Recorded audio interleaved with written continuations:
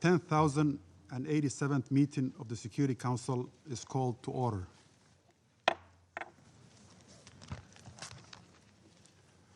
The provisional agenda for this meeting is maintenance of peace and security of Ukraine. The agenda is adopted.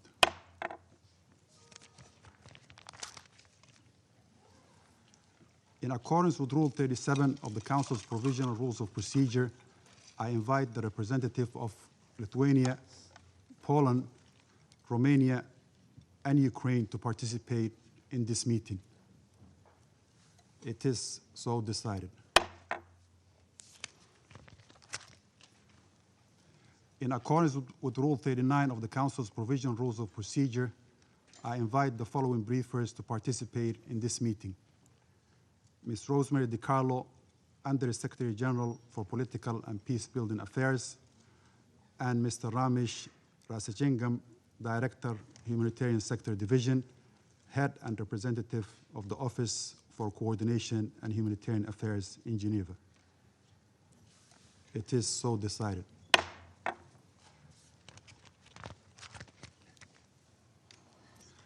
In accordance with Rule 39 of the Council's Provisional Rules of Procedure, I also invite His Excellency Mr. Stavros Lambrinidis, Head of the Delegation of the European Union to the United Nations, to participate in this meeting. It is so decided.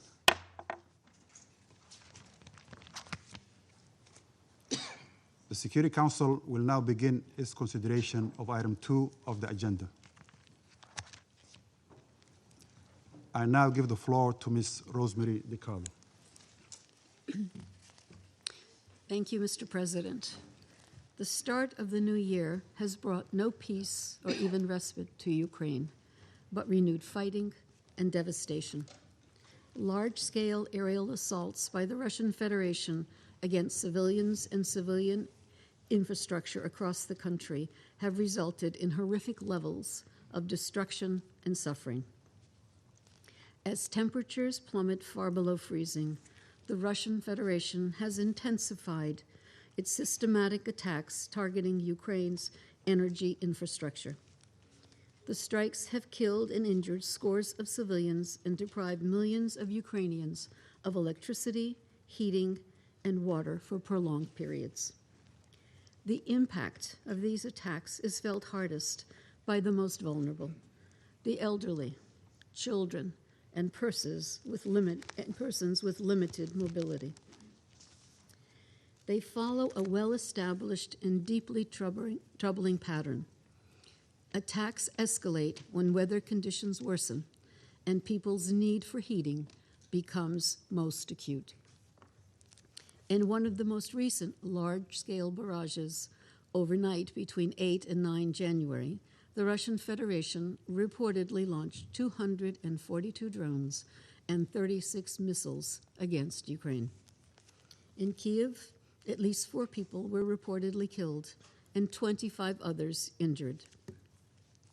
A paramedic rushing to provide emergency medical care was among those killed, reportedly by a so-called double-tap strike. Energy facilities and multiple residential buildings were damaged, leaving nearly half of the city and hundreds of thousands of residents without heating. The embassy of Qatar was also damaged. That same day, areas in the western Lviv region near the Polish border were reportedly targeted by a Russian intermediate-range ballistic missile, the so-called Oreshnik. This would be the second time the potentially devastating weapon has been fired at Ukraine since 2024. The Oreshnik system is believed to be capable of carrying nuclear weapons, which has heightened concern over its deployment. According to Ukrainian authorities, the strike damaged gas distribution pipelines, raising additional concerns about risks to critical civilian infrastructure. Also on 8 January, 2 foreign-flagged civilian vessels were hit by Russian drones in the Odessa region. On 17 January, Russian strikes in the Dnipropetrovsk and Zaporizhzhia regions reportedly left more than 1 million people without running water or heating. In Kryvyi Rih, 17 people, including children, were reportedly injured when missiles and drones hit residential buildings and other civilian infrastructure. And in the Odessa region, 2 people were reportedly killed and 8 others injured in an attack on 2 ports. Cooking oil storage facilities and containers were damaged. Odessa was hit again yesterday. This was the latest in a highly concerning escalation of strikes targeting Ukraine's port infrastructure and commercial shipping. In recent weeks, civilian casualties and extensive damage to critical infrastructure have also been reported in Kherson, Donetsk, Kharkiv, and Sumy regions. In total, since the start of the Russian Federation's full-scale invasion of Ukraine in February 2022, the Office of the High Commissioner for Human Rights has verified that at least 14,999 civilians have been killed, including 763 children, and 40,601 civilians injured, including 2,486 children. The actual figures are likely higher. OHCHR's monitoring mission in Ukraine has just reported that 2025 was the deadliest year for civilians since 2022. Mr. President, inside the Russian Federation, local authorities continue to report civilian casualties and damage to civilian infrastructure resulting from alleged Ukrainian strikes. We are seeing additional reports of escalating cross-border attacks on Russia's oil and energy infrastructure, some of which reportedly resulted in civilian casualties and damage to civilian and residential facilities. In Belgorod Oblast, local authorities reported that 600,000 residents were left without electricity, heating, and water after Ukrainian strike on 9 January. The authorities also reported the use of drones targeting Kursk, Bryansk, and Belgorod regions on 10 January, which left 1 person killed and at least 3 other people injured. Due to lack of access and limited public information, the United Nations is not in a position to verify these reports. Mr. President, we reiterate the Secretary General's strong condemnation of all attacks against civilians and civilian infrastructure. Such attacks violate international humanitarian law. No matter where they occur, they are unacceptable, unjustifiable, and must stop immediately. Mr. President, as hostilities intensify, the situation at Ukraine's nuclear sites remains extremely precarious.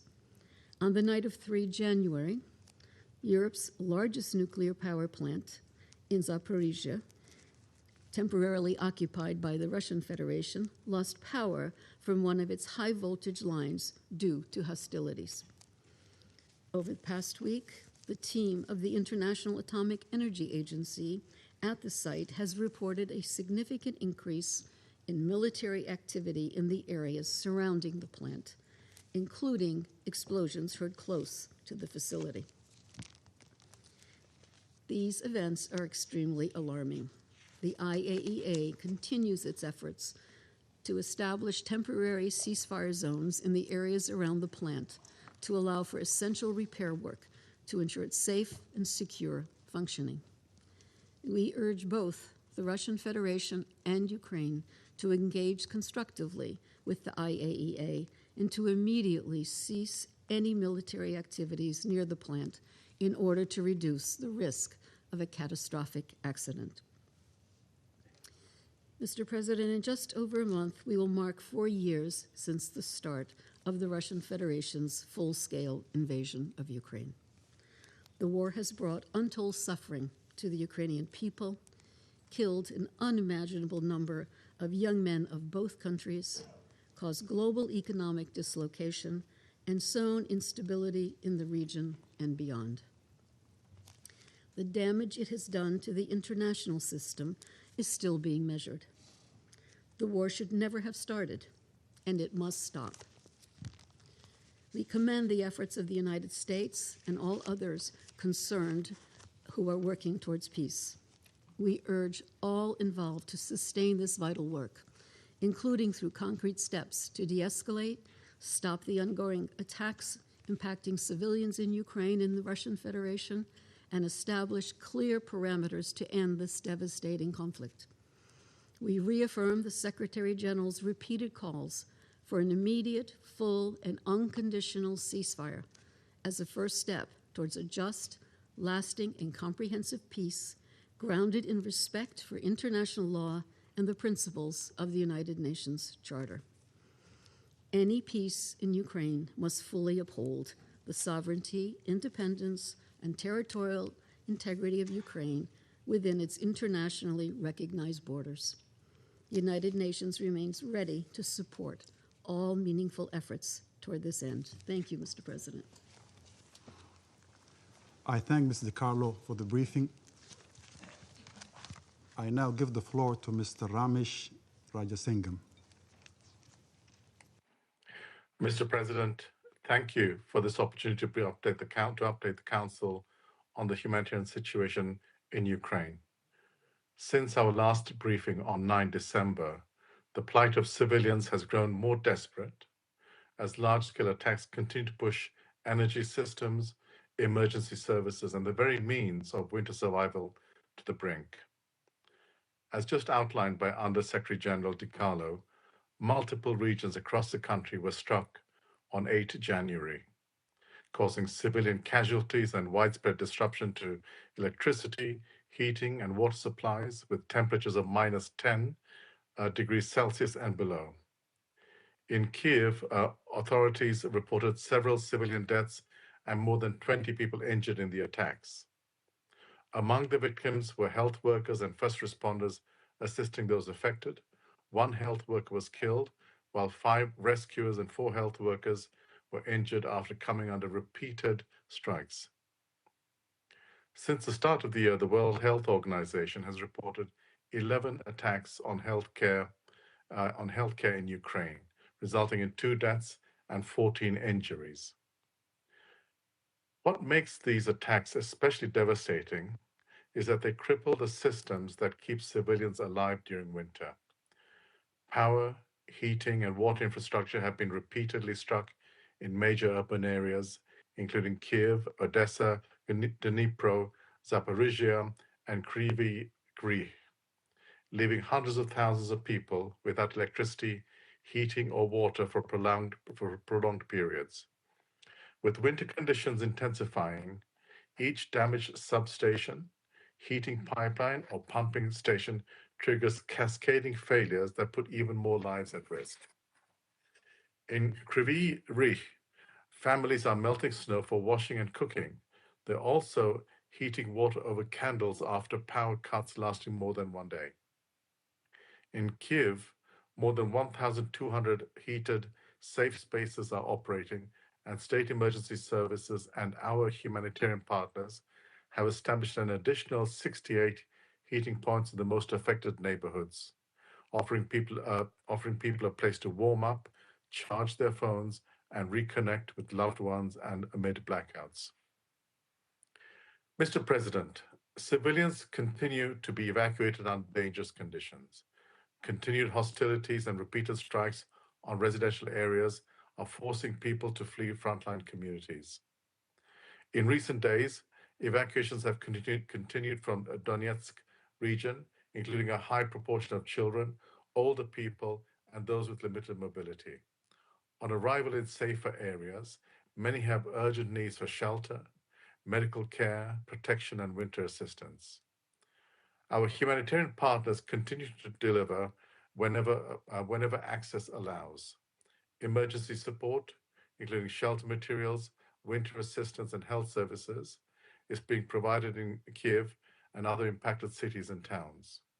However, humanitarian access remains constrained in some frontline areas due to active hostilities, damaged infrastructure, and security restrictions, delaying or suspending operations where needs are most acute. For civilians in occupied parts of Ukraine, humanitarian organizations have limited information about needs arising from ongoing fighting and winter conditions.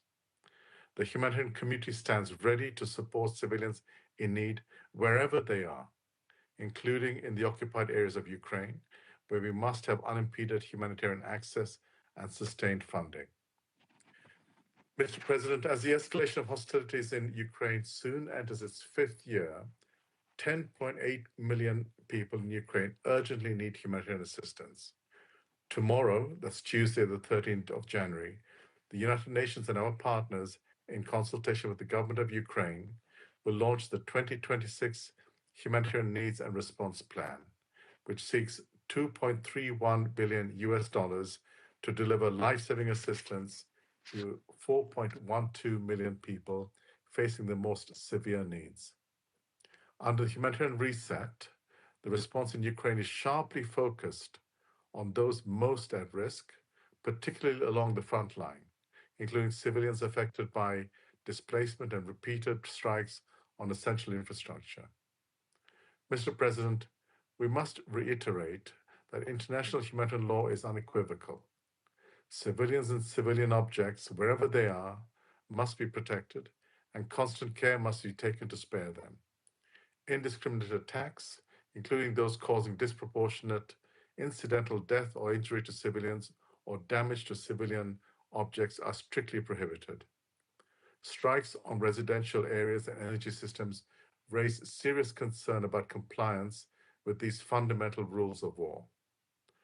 I urge members of this Council to act decisively. Use your voice, your influence, and your engagement to ensure these three things. First, that civilians everywhere are protected. Second, that safe, sustained, and unimpeded humanitarian access to civilians in need is facilitated. When support is delayed or suspended, the consequences are immediate and severe. Third, that humanitarian action is funded in line with the scale of needs through the hyper-prioritized Humanitarian Needs and Response Plan, so that essential life-saving assistance can continue. Mr. President, civilians who are enduring these attacks and need more than statements of concern from this Council. They need that concrete action to reduce civilian harm and ensure that humanitarian support continues to reach people when they need it the most. Thank you. I thank Mr. Rajasingam for the briefing. I now give the floor to those council members who wish to make statements. I give the floor to the representative of Latvia. Thank you, Mr. President. I thank the Presidency of the Council for convening this meeting, and I thank Undersecretary General Di Carlo and Director Rajasingam for their detailed and factual briefings. Almost 4 years ago, the Russian Federation started its full-scale aggression against Ukraine. This Council has held more than 100 meetings to stop it, but the Russian Federation continues to reject international community's appeals for peace. For this reason, Latvia, together with Liberia, Denmark, France, Greece, and the United Kingdom, supported Ukraine's request for this meeting. Worse, the Russian Federation increases its vile attacks, killing innocent children, mothers, teachers, as well as destroying infrastructure, and continues to endanger diplomatic missions in Kyiv. Once again, the night of 8th to 9th January, the Russian Federation carried out large-scale combined drone and missile attacks on Ukraine. For a second time, it launched an intermediate-range ballistic missile, also capable of carrying nuclear payload. Latvia strongly condemns the continuous barbaric attacks by the Russian Federation, which deliberately target civilians and energy infrastructure in the midst of sub-zero winter. We call on the members of this Council to condemn this systematic brutality, which threatens peace and security globally. The Russian Federation is deliberately testing the limits of international resolve. Latvia will not relent in our support to the core principles of the UN Charter: sovereignty, territorial integrity, and political independence. Latvia will continue to support Ukraine and will act against the aggressor and its supporters, including through targeted sanctions. The Russian Federation relies on fiction and lies, including the unfounded claims of airstrikes on the residence of the President of the Russian Federation as a pretext. It is deplorable but entirely predictable. A well-worn tactic from the Kremlin's playbook designed to fabricate pretexts, stall for time, deliberately undermine any genuine peace effort. The only verified fact remains that the Russian Federation is killing civilians. And we call on the Russian Federation to stop spreading falsehoods and instead grant access to international monitors, especially UN agencies and the ICRC. And we continue to be deeply concerned by reports about human trafficking from Africa, the Middle East, and other regions to work in drone factories in the Russian Federation and even be sent to the front lines as expendables. Mr. President, Latvia strongly supports the efforts under the leadership of the United States to secure a just and lasting peace in Ukraine. Ukraine has clearly demonstrated its readiness to make high sacrifices to achieve it, and the whole of Europe has worked tirelessly in good faith to restore peace in our continent. Last week in Paris, a coalition of over 35 nations, including Latvia, together with Ukraine and the United States, committed to durable principles to achieve peace in Ukraine. The Russian Federation rejects it. It is important to highlight a disturbing pattern. The closer we come to peace and justice, the more brazen the attacks and lies by the Russian Federation become. Mr. President, in conclusion, we reaffirm our resolute support to Ukraine.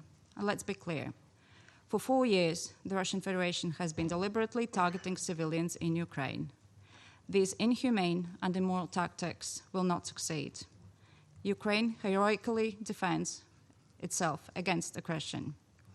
And as an elected member of this Council, Latvia takes its responsibilities with the full weight of the moment, a clear sense of duty under the UN Charter, and is committed to achieving a just and lasting peace. And we urge all members of this Council to uphold their responsibility and recognize the actor obstructing peace and act accordingly. I thank you. I thank the representative of Latvia for the statement. I give the floor to the representative of Liberia. Thank you, Mr. President. Liberia thanks the briefers for their important updates and thanks the United States and others for efforts aimed at achieving peace.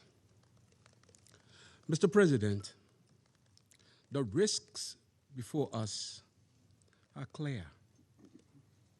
Continued escalation, deepening humanitarian suffering, widespread destruction of infrastructure, and broader regional instability.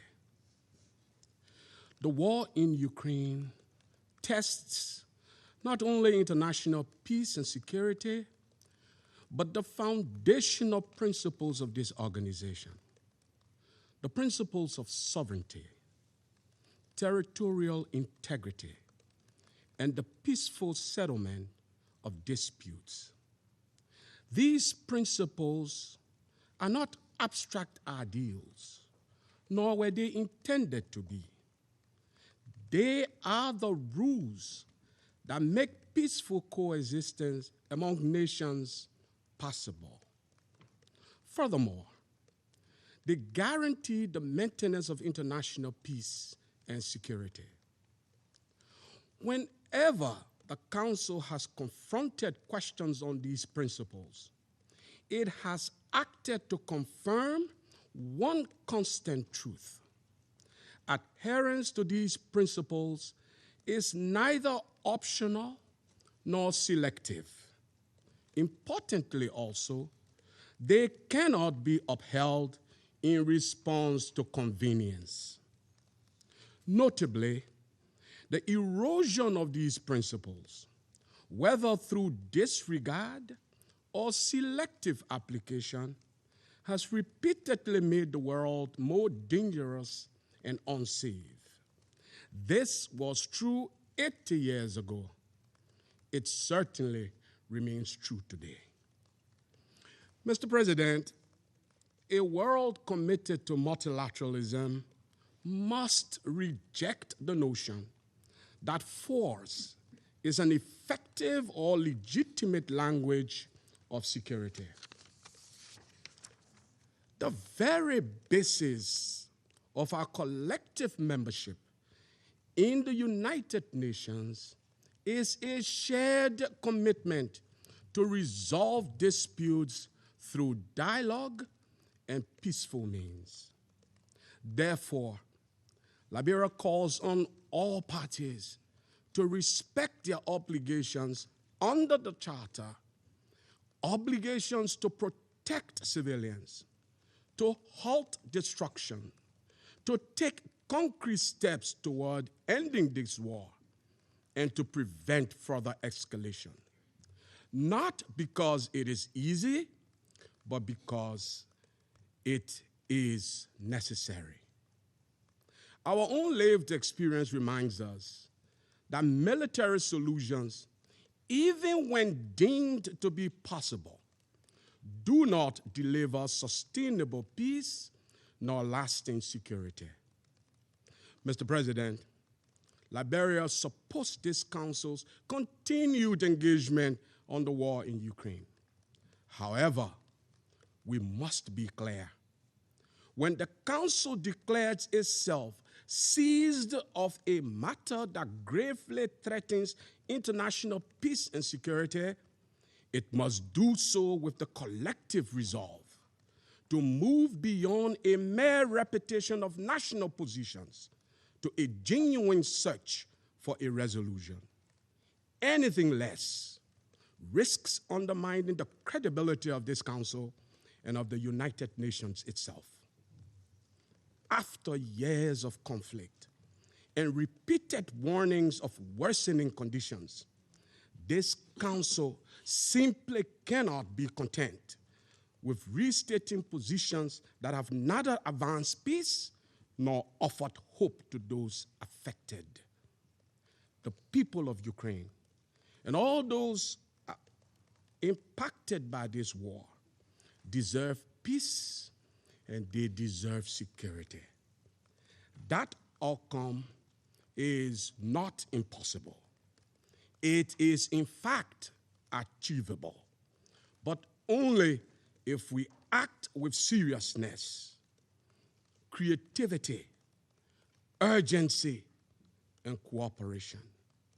Liberia's own journey from conflict to peace has taught us this hard truth.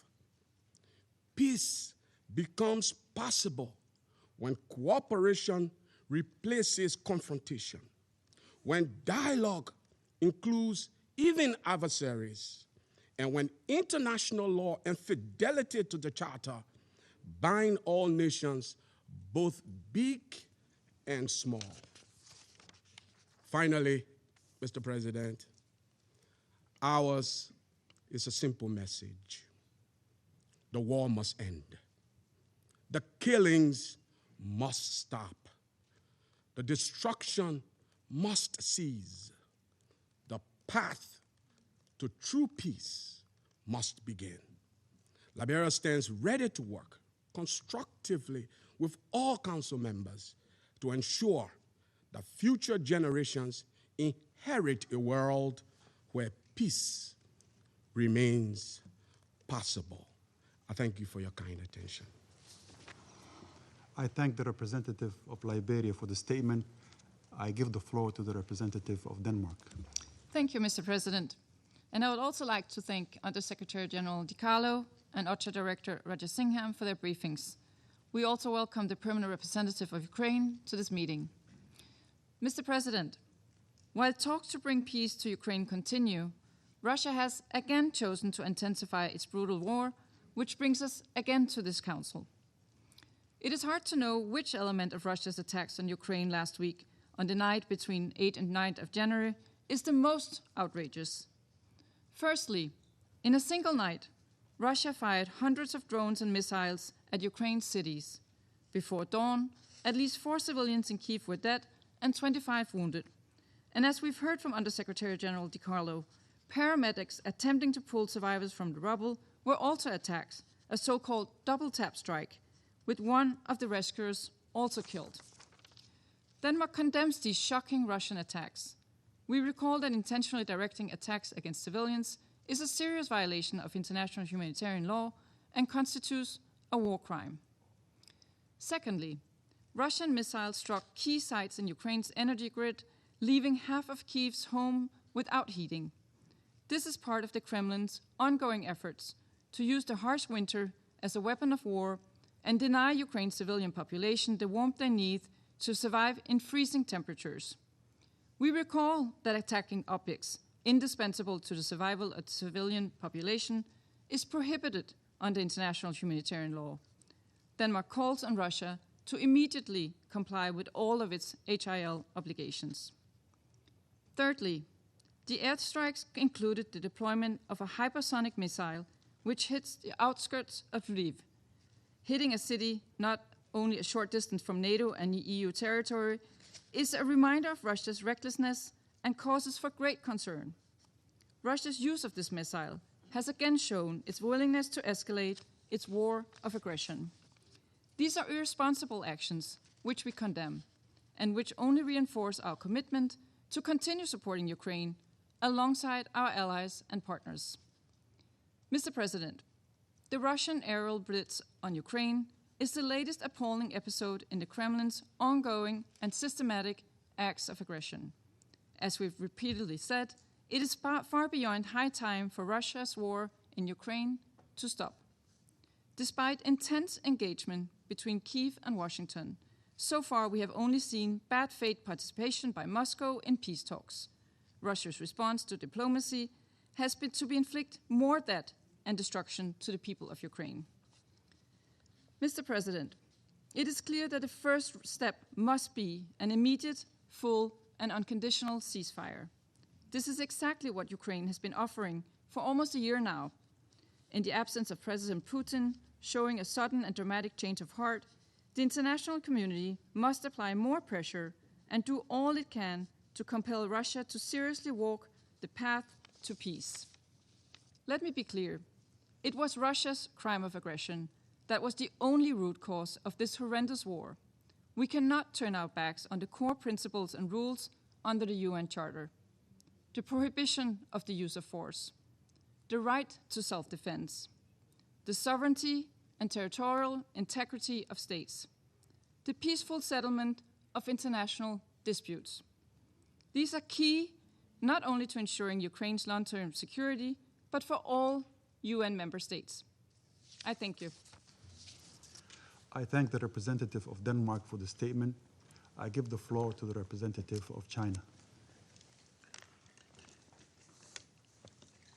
主席，我感谢迪卡洛副秘书长 I thank Undersecretary 拉贾辛 General 哈姆 DiCarlo 司长的通报 and。Director Rajasingham for their 乌克兰危 briefings. 机延宕已接近4 The 年， Ukraine crisis has dragged 当 on 前 for 乌克兰问 almost 题 4 years. 进入 The 谈判解 situation 决 has 的 now entered 关键阶 a 段， critical stage of 各重要 negotiated 利益攸关 settlement. 方 The key 相继提 stakeholders 出一 have 些和平 proposed 设想 various 和 peace 方案。 initiatives and plans. 谈判的窗口 The 已经 window 打 for 开， negotiations has 和平的曙 opened, 光就在前 and the 面。 dawn for peace is 遗憾 within 的是 sight. 地面战事仍在继 Regrettably, 续， fighting 一 continues 次 on the 次 ground, 给和平曙光 and 蒙上阴影。 repeated flare-ups have 前 cast 进 a 之路 shadow of 依 the 然 prospect of 崎 peace. 岖 The 坎 path 坷。 forward remains arduous. 形势越是复杂严峻， The more 越不能 complex and 放 grim 弃 the 希望， situation, 越 the 要 more 加紧 we 努力。 must not give up hope, and the more 第 we 一， must 要和平， redouble our 不要 efforts. 战争， First, 俄乌 peace 是搬不走 must 的邻居， prevail over war. 实现两国 Russia 和 and 睦相处 Ukraine are 是各 inseparable 方 neighbors. 共同期 Achieving 盼。 harmonious 也是 coexistence 唯一 between the two 正确选 countries 择。 is the common 战 aspirations 争继续延 is the 宕 common 下去， aspiration of 只 all 会带来 parties and 更 the 多 only 无 correct 辜伤 choice. 亡，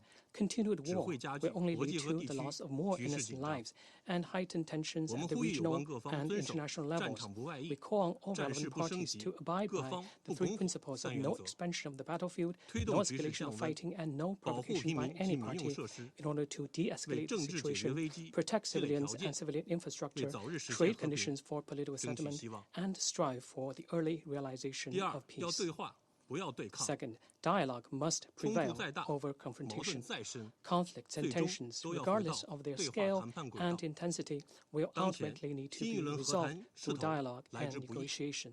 The 值得 hardware 各 momentum 方 of the 珍惜。 latest round of peace talks should be 我们 cherished 呼吁当事 by 方 all 相 sides. 向而行， We call on the 持 parties 续 to 积 the 累共 conflict 识， to work towards the 重 same 视并 goal, 妥善解决 continuously build 彼此安全关 consensus, 切， and take seriously 尽早 and 达成 appropriately 全面、 address each 持久、 other's 有 security 约束力的 concerns 和 in 平 order 协 to 议， reach a comprehensive, 消除 lasting, 矛盾 and 冲突 binding 的 peace 根源， agreement as soon as possible.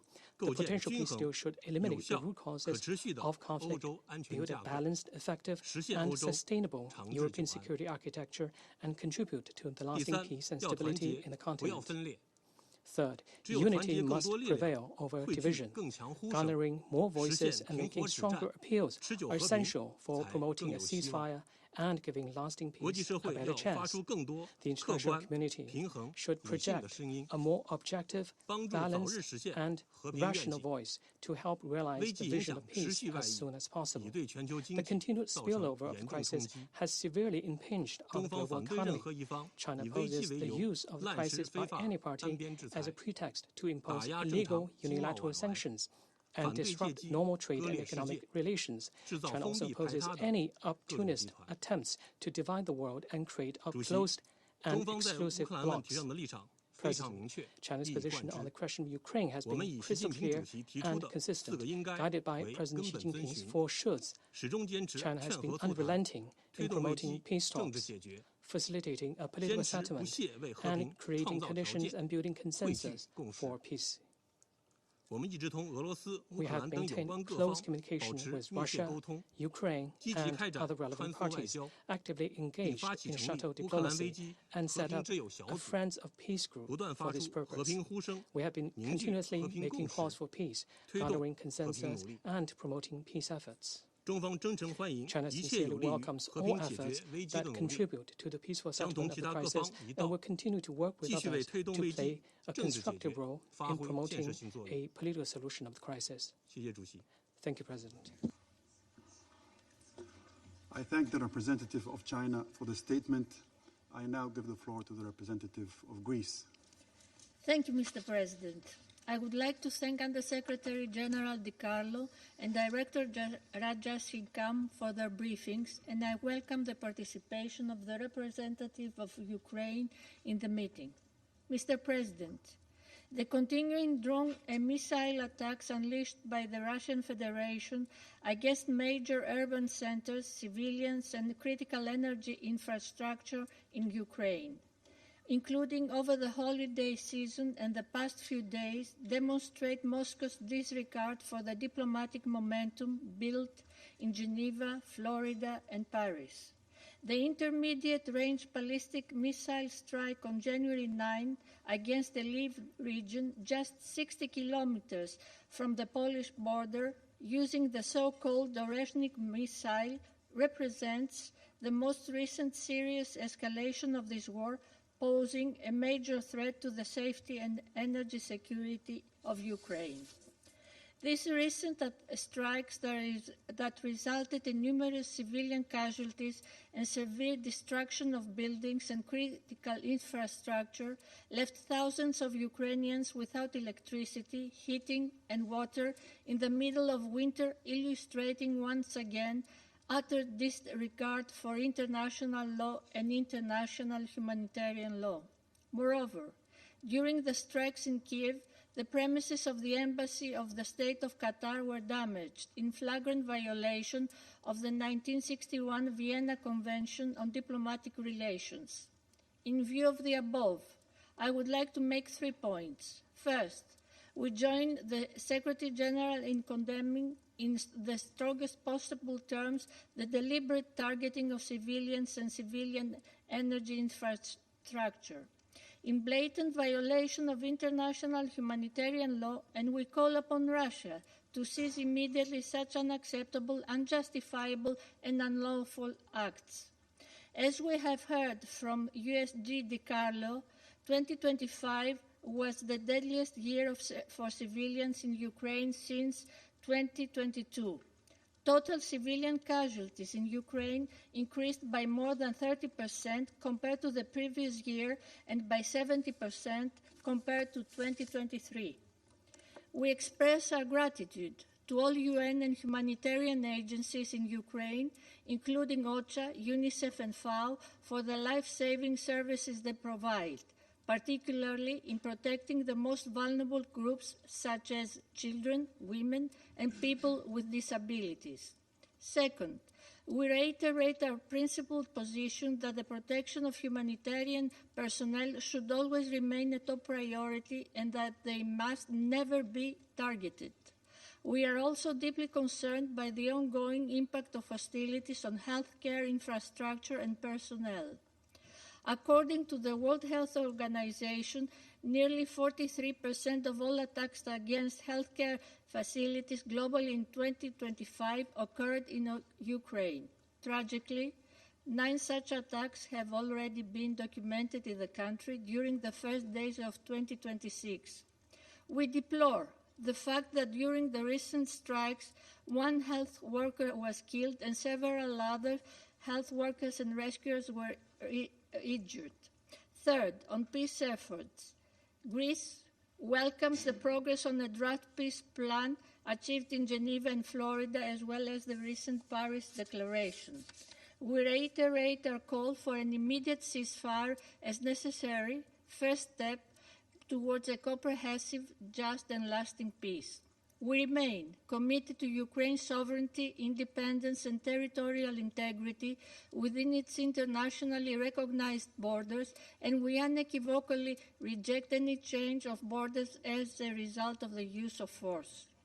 This would set a dangerous precedent with potential repercussions on global security. We emphasize that no peace agreement can be sustainable without the direct involvement of Ukraine and Europe and the full consent of Ukraine.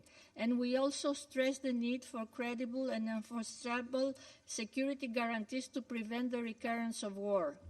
Last but not least, we should ensure that the post-war period enables for the reconstructions of Ukraine and sets the course for the return not only of peace but also of prosperity to the war-torn country.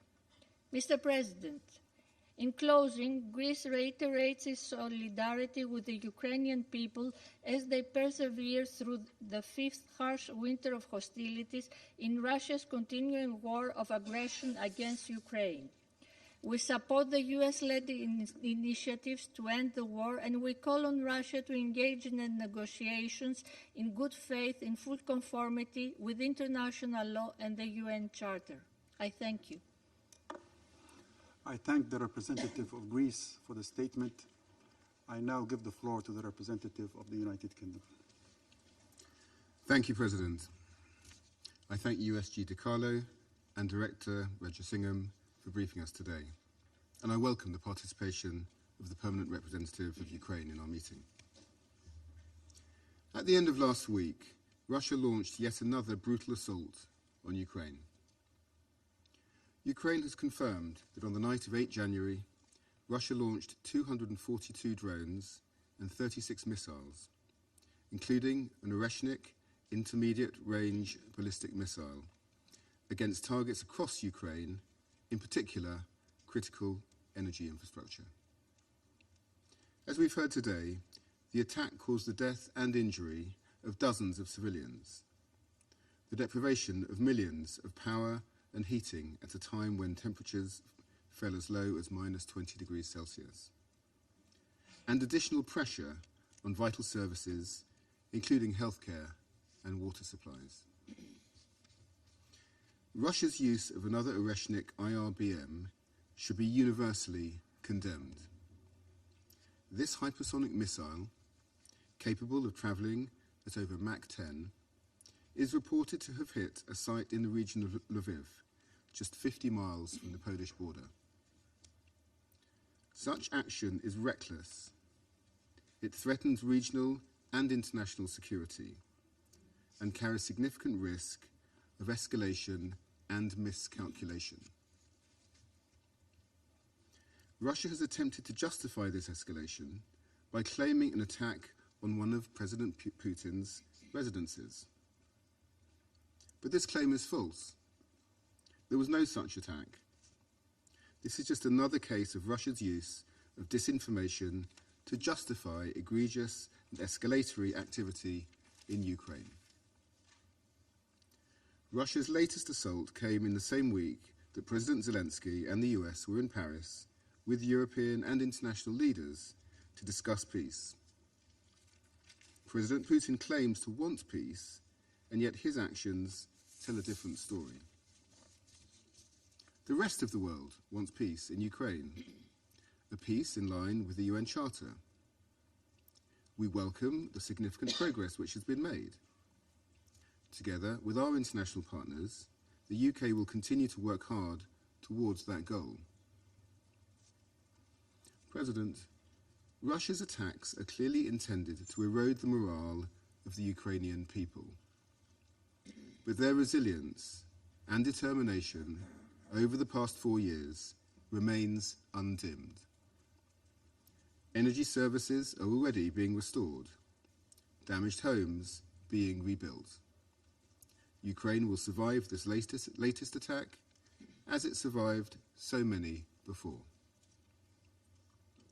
And if President Putin thinks this violence will deter Ukraine's partners, he's wrong about that too.